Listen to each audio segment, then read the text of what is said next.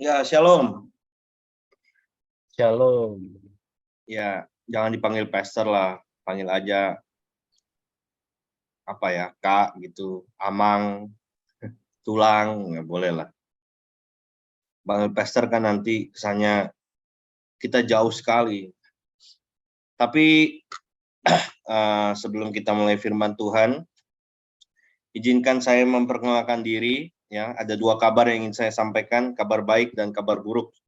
Tolong mic-nya dibuka aja semua, nggak apa-apa, karena firman Tuhannya ini kan kita santai saja ya. Coba tolong dibuka semua mic-nya. Mau dengar kabar baik dulu atau mau dengar kabar buruk? Kabar baik. Hah? Kabar baik. Kabar baik. Kabar baiknya adalah firman Tuhan yang akan disampaikan. Amen. Kabar buruk mau dengar? Kabar buruknya adalah saya sudah menikah dan punya anak ya. Jadi bagi wanita-wanita tidak terbuka kesempatan ya. Saya melayani Tuhan dari umur 17 tahun dan hari ini saya melayani Tuhan sudah 20 tahun. Ya, saya melayani Tuhan bukan karena kuat dan gagah, tapi karena kesempatan yang Tuhan berikan kepada saya untuk melayani. Ya, boleh mic-nya dibuka aja nggak apa-apa, serius nih. Jarang-jarang kan ada seperti firman Tuhan, boleh buka mic ya. Oke, hari ini kita akan belajar sama-sama tentang self portrait ya, atau bahasa Ibraninya adalah gambar diri. Nah, kita akan mengambil dasar firman Tuhan. Saya akan mulai dari step by step-nya. Ya, yang pertama di dalam Kejadian pasal yang pertama ayat 26 dan 27. Kalau teman-teman bisa buka kamera juga, boleh silakan. Jadi kan saya bisa melihat wajahnya apakah lagi mendengar atau lagi tidur. Gitu ya. Kejadian pasal yang pertama ayat 26 sampai 27. Berfirmanlah Allah, baiklah kita menjadikan manusia menurut gambar dan rupa kita, supaya mereka berkuasa atas ikan-ikan di laut, dan burung-burung di udara, dan atas ternak, dan atas seluruh bumi, dan atas segala binatang melata yang merayap di bumi. Garis bawahi kalimat ini dengan pada bagian menurut gambar dan rupa kita, lalu kemudian kata berkuasa. Ya, itu ayat 26. Ayat 27 dikatakan, maka Allah menciptakan manusia itu menurut gambarnya. Menurut gambar Allah diciptakannya dia.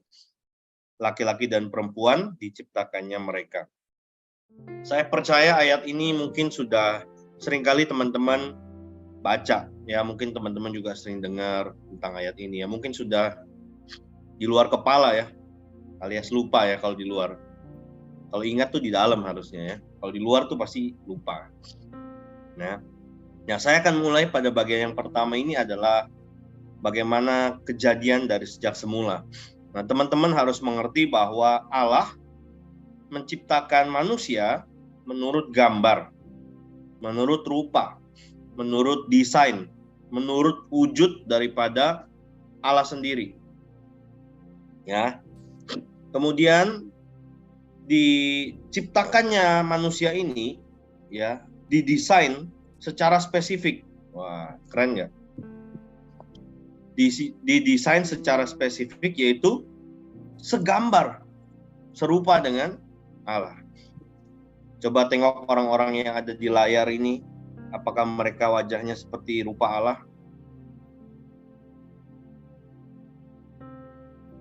Atau bukan? Apa rupa yang lain? Menariknya saudara-saudara, rupa Allah itu ternyata kita bisa lihat pada hari ini dengan berbagai wujud. Ya, ada yang rambutnya lurus, ada yang rambutnya ikal, ada yang rambutnya pendek, ada yang rambutnya panjang.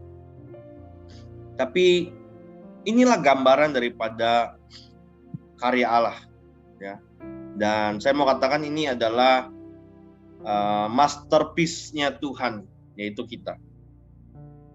Maka bagian penting pertama adalah kita perlu menyadari bahwa memiliki gambar diri yang benar adalah sebuah keharusan. Saya ulangi, memiliki gambar diri yang benar adalah sebuah keharusan. Ya. Who am I? Siapa aku? Ya. Aku adalah cerminan daripada Allah. Sombong amat. Loh, Alkitab sendiri yang mengatakan, bukan kita yang ngaku-ngaku. Ya. Siapa aku? Aku adalah wujud daripada Allah. Lalu pertanyaan berikutnya, untuk apa aku ada di dunia ini? Nah, ini menjadi penting untuk kita jawab, ya, sehubungan dengan gambar diri ini. Sebentar.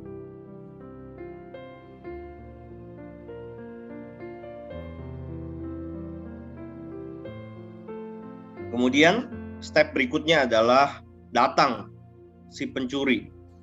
Yohanes 10 ayat 10 bagian A berkata, pencuri datang untuk mencuri, membunuh, dan membinasakan. Jadi setelah kita diciptakan segambar, sedesain, serupa dengan Allah, iblis tuh nggak suka. Dia nggak senang dengan keberhasilan Allah menciptakan manusia. Saya ulang, iblis tidak senang dengan keberhasilan Allah menciptakan manusia. Makanya iblis itu ingin merusak. Apa buktinya? Mulai dari Taman Eden, kita sama-sama tahu Hawa digoda. Kemudian setelah Hawa, siapa lagi yang digoda? Kain. Ya. Dan masih banyak tokoh-tokoh lain yang dicobai. Tujuannya apa? Kehancuran. Tujuannya adalah iblis ingin melihat karya Allah ini gagal. Ya. Dan saya mau katakan bahwa kita semua yang hidup di hari ini juga termasuk orang-orang yang sedang dicobai oleh iblis. Dan secara spesifik saya akan membahas tentang dicobai dalam gambar diri. Ya.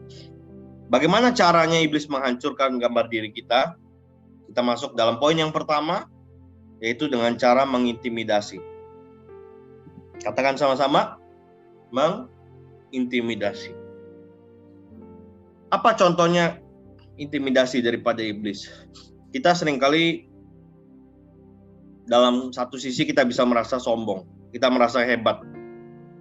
Dengan semua karunia, talenta yang kita punya, dengan skill yang kita punya, kita merasa menganggap diri kita itu lebih hebat dari orang lain. Ya, sombongan. Di sisi lain, iblis juga mengintimidasi dengan membuat kita minder. Ya, aku kan jelek. Ya, kulitku kan hitam. Ya, badanku kan pendek. Ya, dan sebagainya. Ya. Dengan kesombongan dan dengan minder, rendah diri, iblis mengintimidasi gambar diri Allah dalam diri teman-teman semua. Ingat, iblis itu jatuh karena apa? Kesombongan. Betul ya? Dikatakan dalam kitab Yesaya, aku hendak naik, aku hendak menyamai, aku hendak, dan seterusnya. Nah, contoh yang pertama diintimidasi dan ditipu oleh iblis adalah Hawa.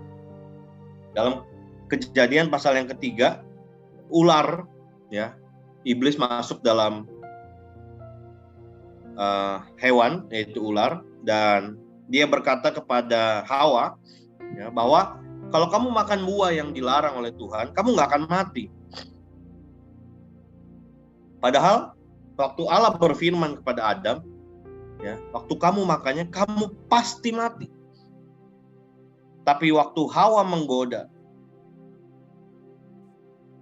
waktu iblis menggoda Hawa, iblis berkata bahwa sekali-kali kamu nggak akan mati, tapi kamu akan menjadi seperti Allah.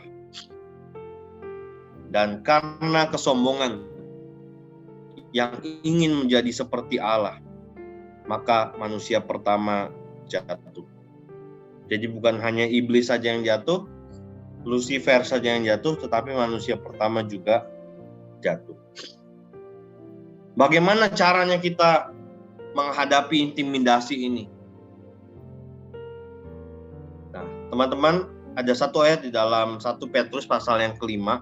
Teman-teman mungkin sudah hafal ayat ini. Dikatakan, sadarlah dan berjaga-jagalah karena lawanmu si iblis itu berjalan keliling seperti singa yang mengaum-ngaum dan mencari yang dapat ditelannya. Betul ya? 1 Petrus 5 ayat yang ke-8. Sekarang saya mau ajak teman-teman semua berpikir. Kira-kira teman-teman pasti mungkin pernah lah ke taman safari atau ke kebun binatang, atau mungkin nonton TV yang tentang hewan gitu ya. Kalau singa melihat ada buruannya, misalnya rusa, waktu dia mau memangsa rusa, kira-kira menurut teman-teman ya, dia jalan pelan-pelan, sunyi senyap, atau dia teriak-teriak, aum, aum. Gimana menurut teman-teman?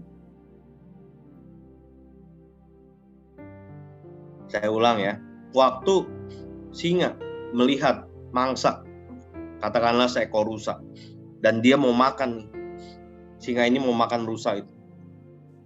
Kira-kira singanya mendekati rusa itu sambil teriak-teriak, aum, aum, atau dia jalan dengan sunyi senyap? Halo?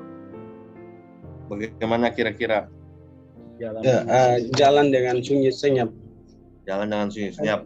Ada yang berpendapat lain? Bahkan dia mencari di mana waktu yang tepat baru dia memakannya. Cari kesempatan. Cari kesempatan. Yang lain? Apa ada yang setuju bahwa iblis singa mengaum-ngaum untuk memangsa rusa misalnya? Enggak ya? Tapi kenapa ayat ini kok bilangnya begitu ya? Karena sebenarnya kekuatan iblis itu sudah dilucuti. Dia sudah tidak punya power, tidak punya kuasa apapun setelah kematian dan kebangkitan Yesus. Kalau memang iblis mau menghancurkan kita, dia bukan menunjukkan dirinya dengan bersuara, berteriak, mengaum-ngaum, tapi dengan sunyi senyap. Dan saya mau katakan itu yang sedang terjadi sekarang. Ya, kita akan melihat beberapa contohnya nanti. Jadi inilah yang sedang kita hadapi, tipu muslihat iblis. Ya, seolah-olah dia adalah pribadi yang baik, tapi sebenarnya justru sebaliknya. Kita akan lihat ya. Nah, pernah nggak? Karena mungkin beberapa teman-teman ada yang sekolah kitab, mungkin ada yang S1, ada yang udah S2. Pernah nggak waktu kita berdialog, kita ngobrol sama teman, kita menganggap, kawan kita ini kok rasanya nggak nyampe mikirnya. Hati-hati teman-teman. Kita sedang terjebak dengan tipu muslihat iblis. Tanpa kita sadari, kita memandang rendah orang lain karena kita menganggap diri kita pintar. Kita memandang rendah orang lain karena kita menganggap diri kita lebih tahu. Padahal sebenarnya iblis sedang mengintimidasi kita. Dia membuat kita seolah-olah hebat. Dia membuat kita seolah-olah lebih kuat, tapi sebenarnya tidak. Kita menganggap diri kita lebih pintar karena kita lebih tua dari orang lain. Jadi seolah-olah kita lebih tahu. Padahal sebenarnya tidak demikian. Apalagi saya mulai mengambil contoh dalam kehidupan anak-anak muda ya. Yaitu dalam hal dosa seksual. Pernah nggak teman-teman seolah-olah ya kita bisa menikmati dosa seksual, pornografi lah, ya Kita bisa secara sendirian tanpa ada orang lain yang tahu. Kita dapat menikmati dan secara bebas kita memuaskan diri kita. Seolah-olah nggak ada hambatan apapun. Ya. Setelah semuanya selesai, tiba-tiba keadaan berubah. Seolah-olah kita menjadi orang yang paling hina, paling najis, paling kotor, paling nggak layak. Pernah ngalamin? Ya, waktu kita mau melakukan dosa, rasanya kok semuanya berjalan mulus. Tanpa hambatan, kayak jalan tol. Enggak deh, jalan tol macet juga. Ya, seolah-olah nggak ada hambatan. Tapi setelah kita selesai memuaskan diri kita dengan dosa itu, tiba-tiba kita bisa dihantui dengan rasa bersalah yang begitu besar. Kita bisa jadi orang yang merasa diri itu paling kotor, paling hina, paling najis, paling gak layak di hadapan Tuhan. Inilah salah satu bentuk tipuan iblis. Teman-teman pernah marah, bawa motor, diserempet, rasanya pingin serempet balik, pingin balas, dan punya kesempatan, hebat, punya kesempatan balas, kita bisa serempet balik orang.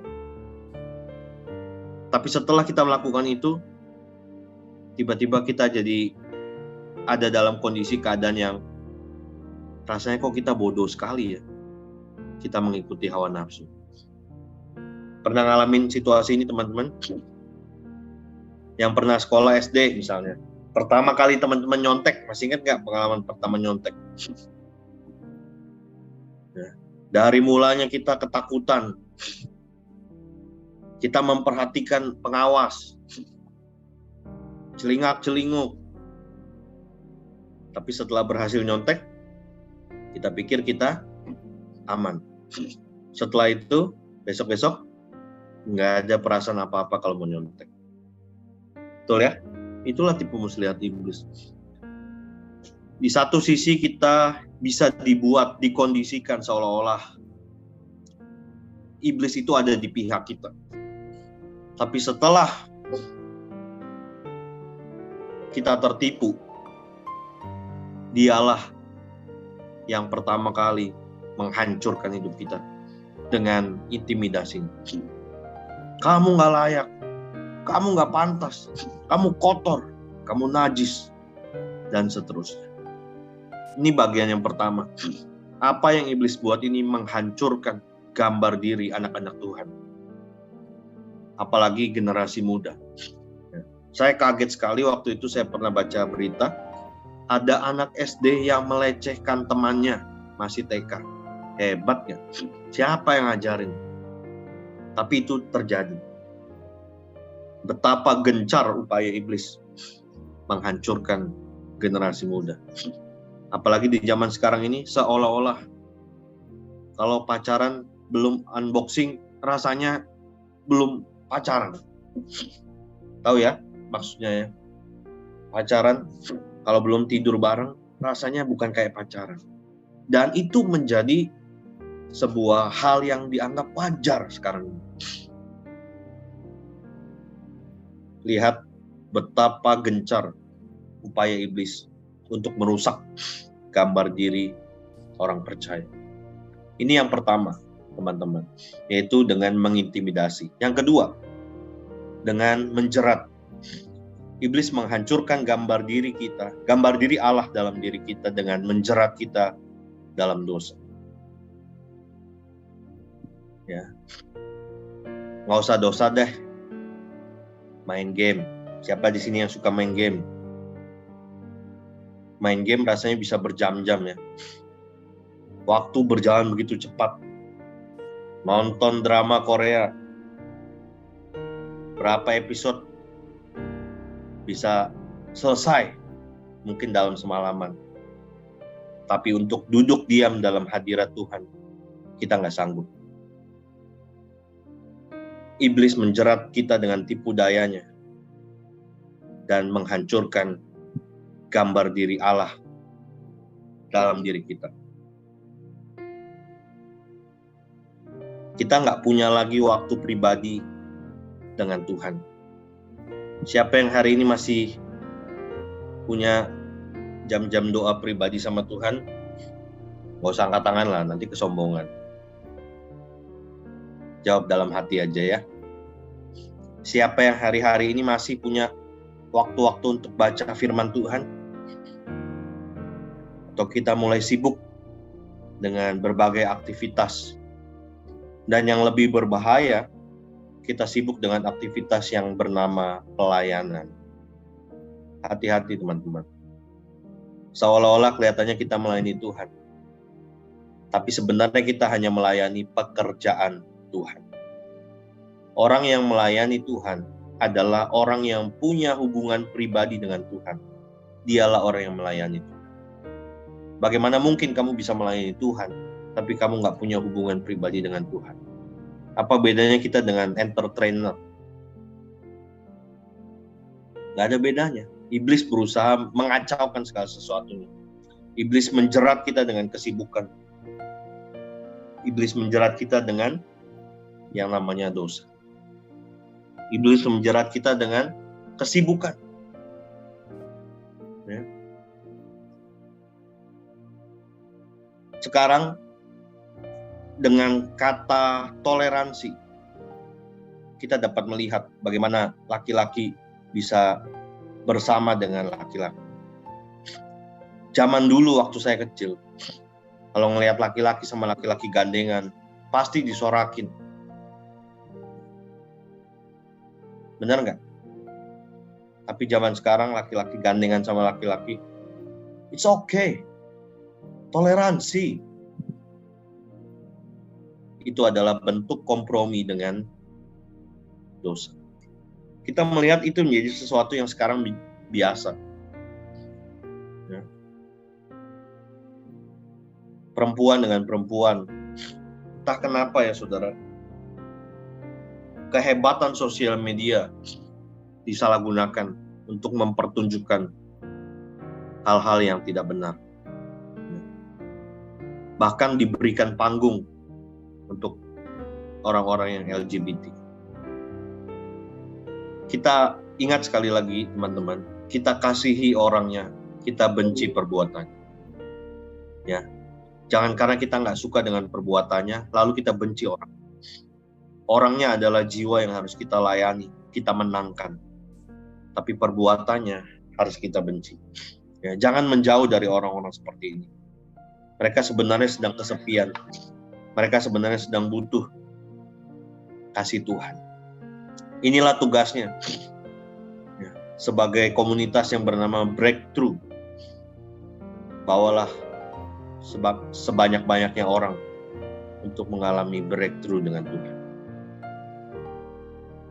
Ya. Buat apa kita punya komunitas namanya Keren Breakthrough, tapi nggak ada satu jiwa pun yang kita menangkan buat Tuhan. Saya tidak mengomentari soal namanya, tetapi saya percaya ketika nama ini dipilih oleh teman-teman semua, teman-teman mempunyai hati Tuhan untuk membawa setiap orang-orang bisa mengalami breakthrough dengan Tuhan. Maka nama yang keren ini juga harus bisa diikuti dengan aksi yang nyata. Nggak usah demo di lapangan kuda, nggak usah. Ya. Paling tidak, kalau teman-teman dalam doa sebelum tidur, mintalah kepada Tuhan untuk menunjukkan satu nama atau satu orang yang mungkin teman-teman kenal. Ya. Karena apa? Karena memenangkan jiwa bukan hanya orang-orang yang belum percaya Yesus, tapi orang-orang yang sudah percaya Yesus banyak juga yang hilang. Ya. Dulunya melayani, sekarang nggak tahu kemana. Dulunya aktif dalam kegiatan-kegiatan rohani, sekarang nggak tahu gimana. Ya, itu tugas kita semua teman-teman.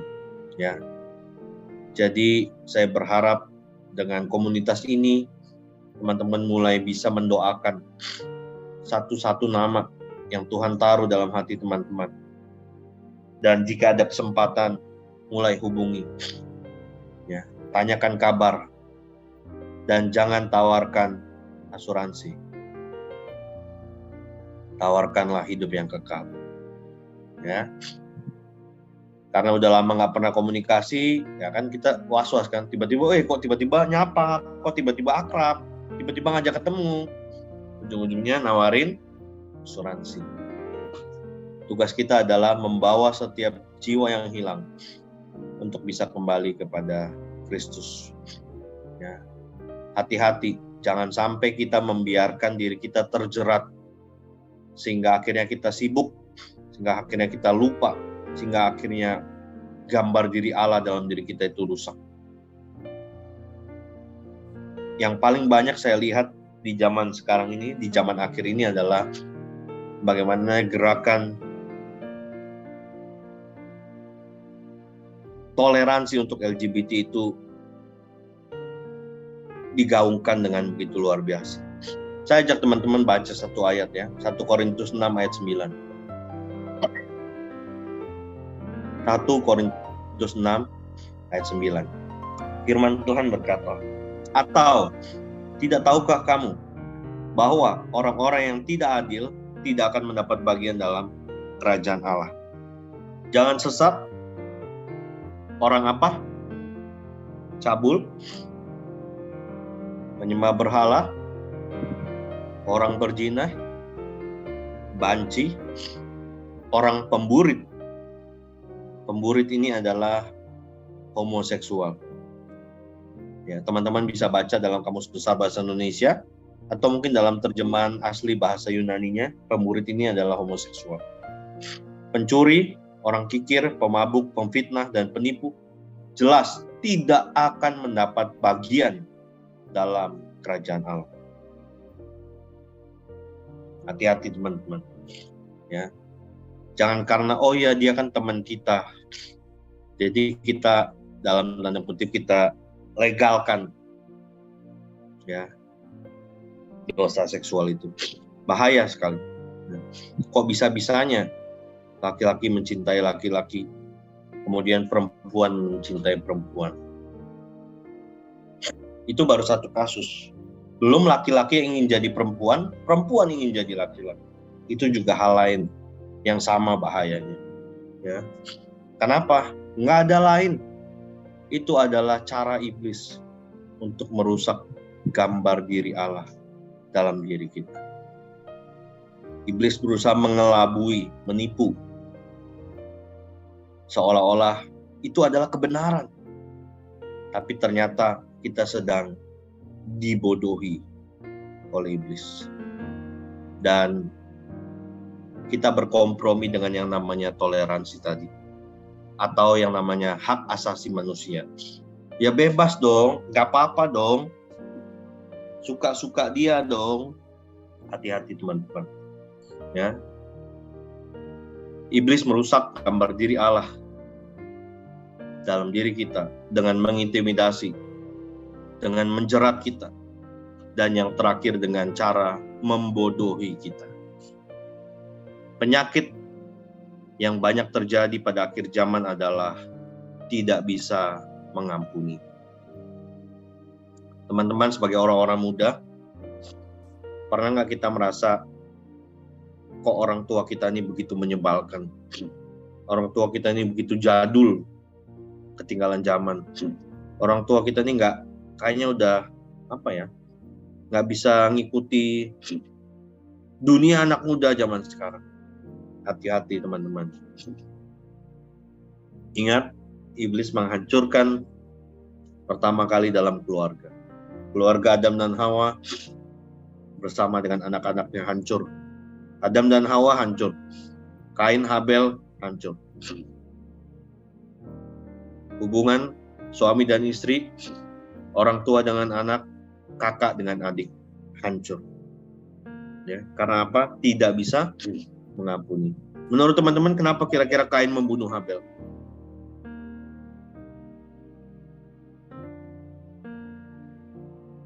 Karena cemburu. Tuhan yang nggak terima persembahan Kain. Kenapa Habel yang dibunuh? Apa salah Habel? Teman-teman coba lihat ya. Ayatnya ini bagus sekali. Kejadian pasal 4. Saya ajak teman-teman buka sebentar yuk. Kita lihat ya ayat yang ketiga mulai. Setelah beberapa waktu lamanya, maka Kain mempersembahkan sebagian dari hasil tanah itu kepada Tuhan sebagai korban persembahan. Habel juga mempersembahkan korban persembahan dari anak sulung kambing dombanya, ya ini lemak-lemaknya. Maka Tuhan mengindahkan Habel dan korban persembahannya itu. Seringkali banyak kita menganalisa ayat ini dengan, oh Kain kasihnya sayur-sayuran. Oh, Kain kasihnya sebagian. Sementara Habel kasihnya yang terbaik. Kalau teman-teman perhatikan ayat yang keempat. Perhatikan dengan teliti kalimat ini. Maka Tuhan mengindahkan Habel dan korban persembahannya. Jadi yang diterima dulu adalah orangnya. Habelnya dulu diterima oleh Tuhan, baru persembahannya. Begitu juga Kain. Teman-teman lihat ayat yang kelima. Tetapi Kain dan korban persembahannya tidak diindahkan Tuhan. Kain tidak diterima, pribadi Kain tidak diterima oleh Tuhan. Kenapa? Karena Kain bukanlah orang yang suka bersekutu dengan Tuhan. Makanya tadi saya katakan, kita semua sebagai anak-anak Tuhan, jangan sampai terjebak dalam sebuah rutinitas yang bernama pelayanan. Seolah-olah kita melayani Tuhan, padahal sebenarnya kita melayani pekerjaannya Tuhan. Jangan sampai kita tidak terkoneksi dengan Tuhan, lalu kita pikir kita melayani Tuhan, kita sudah melakukan yang terbaik. Ingat saudara, kalimat ini jelas. Tuhan mengindahkan Habel yang pertama, dan korban persembahannya. Jadi Habelnya dulu diterima, baru persembahannya diterima. Saya aplikasikan dengan keadaan hari ini. Tuhan lebih butuh persembahan kita apa lebih butuh hati kita? Diri kita dong. Persembahan yang kita mau persembahkan apa artinya buat Tuhan? Uang, Tuhan kaya. Kepintaran, Dia maestronya dunia ini. Apalagi yang kita mau persembahkan? Apa yang membuat persembahan kita tuh membuat Tuhan senang? Nggak ada. Kecuali diri kita yang terkoneksi dengan Tuhan. Hati-hati. Tadi saya sudah katakan, jangan sampai kita terjebak dengan kesibukan. Iblis menjerat kita, sampai kita tidak lagi punya jam-jam doa pribadi sama Tuhan. Ya. Hal yang ketiga, iblis membodohi kita. Itu adalah cara merusak gambar diri Allah dalam diri kita. Teman-teman pernah punya pacar? Yang pernah punya pacar coba raise hand. Yang belum pernah ya mari kita doakan ya. Teman-teman, waktu kita punya pasangan, kita bisa jatuh cinta setengah mati. Kita bisa menganggap seolah-olah dia tuh yang paling kita cintai dalam dunia ini. Tetapi karena sesuatu hal yang mengecewakan, kita bisa berbalik jadi orang yang paling benci sama dia. Dia adalah orang yang paling kita benci dalam hidup. Benar nggak? Itulah adalah cara iblis membodohi kita. Awalnya kita bisa cinta setengah mati. Nggak ada orang lain selain dia. Dia yang terbaik. Tapi setelah dia mengecewakan kita bisa jadi orang yang paling benci sama dia.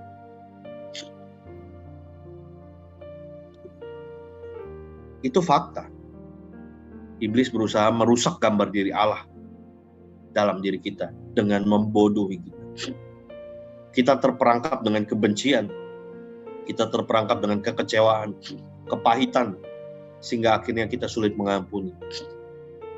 Dengan orang tua, dengan kakak, dengan adik, dengan pasangan, dengan teman, sahabat, dengan siapapun, kita bisa terperangkap oleh kebodohan yang dirancangkan oleh iblis.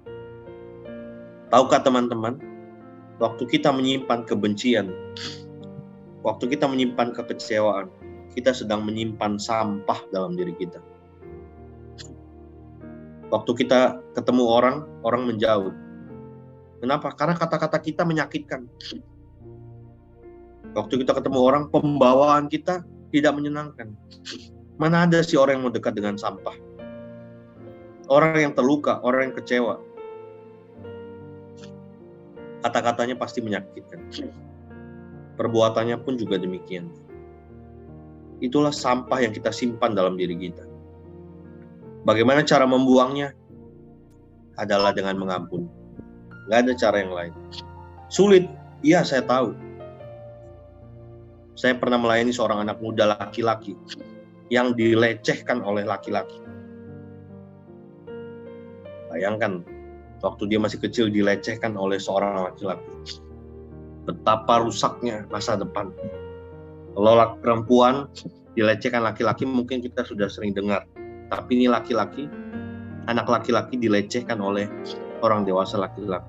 Betapa hancurnya harga diri dia.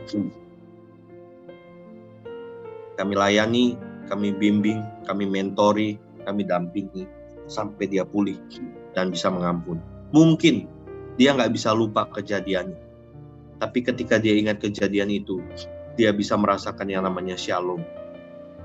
Bukan karena dia bisa menerima kenyataan, tapi karena dia tahu Kristus mengasihi dia lebih daripada apapun.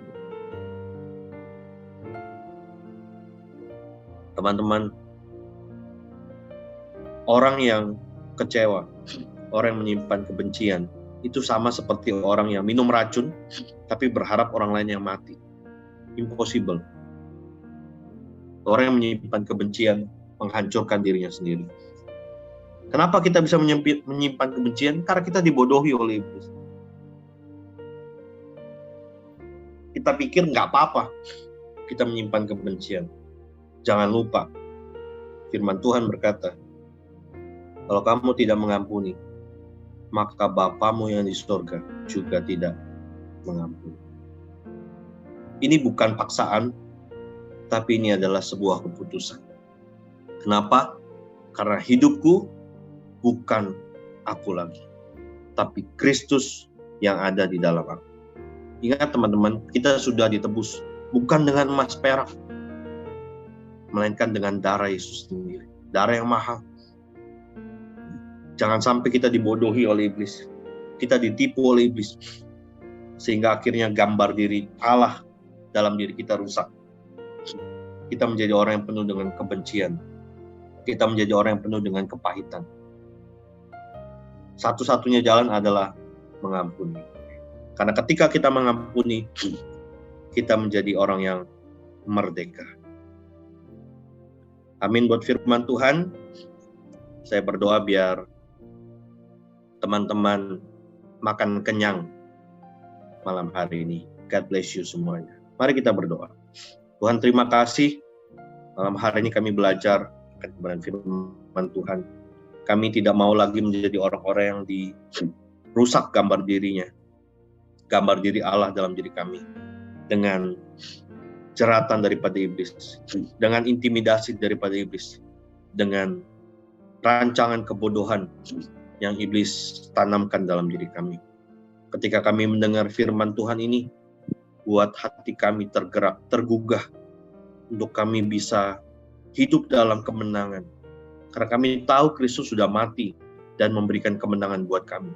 Kami nggak mau kemenangan kami dicuri, kami nggak mau kemenangan kami dirampas oleh iblis. Kami mau hidup kami terus mengalami pertumbuhan. Lebih daripada itu, kami mau hidup kami terkoneksi dengan Tuhan. Terima kasih Tuhan, meteraikan firman-Mu dalam hati teman-teman semua, biar teman-teman semua bisa mengalami kebangunan rohani, revival, breakthrough, dan menjadi orang-orang yang memenangkan orang-orang lain di sekitar mereka. Dalam nama Yesus kami berdoa. Amin.